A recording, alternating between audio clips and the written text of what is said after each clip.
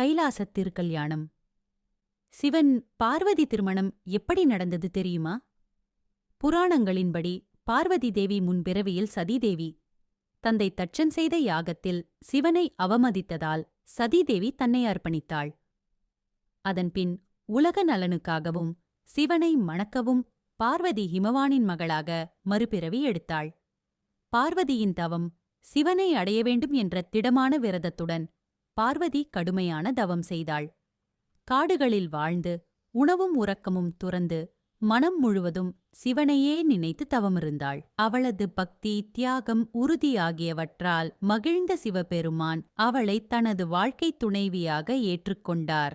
திருமண ஏற்பாடு தேவர்கள், முனிவர்கள், கந்தர்வர்கள் அனைவரும் மகிழ்ச்சியுடன் திருமணத்திற்கு தயாரானார்கள்.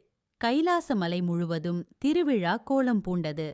விஷ்ணு, பிரம்மா, நாரதர் உள்ளிட்டோர் கலந்து கொண்டனர். சிவன் மணமகன் தோற்றம். சிவன் சாம்பல் பூசி, ஜடாமுடி, புலித்தோல் உடை, பாம்புகள் ஆபரணம், அவதாரத் தோற்றத்துடன் வந்தார்.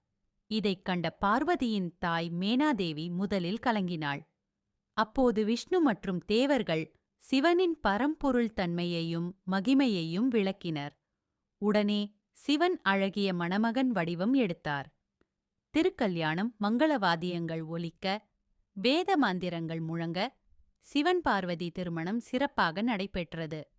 இந்த திருமணம் சக்தி சிவன் ஐக்கியம், உலக சமநிலையின் சின்னம் என்று கருதப்படுகிறது. இருவரின் இணைவு உயிரும் சக்தியும் ஒன்றாகும் நிலை. இந்த திருக்கல்யாணத்தை நினைத்து வழிபடுவது திருமண தடை நீங்கும், தம்பதியர் ஒற்றுமை அதிகரிக்கும், குடும்பத்தில் சாந்தி நிலைக்கும். இந்த திருமணம் தனிப்பட்ட திருமணம் அல்ல, உலக நன்மைக்காக, தர்மம் நிலைக்க, அசுரர்களை அழிக்க சக்தி சிவனுடன் இணைந்த மகா நிகழ்வாகும்.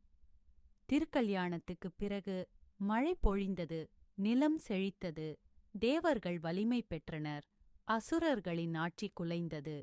சக்தி இல்லாமல் சிவம் செயல்படாது என்பதற்கான சாட்சியே இந்த திருக்கல்யாணம்.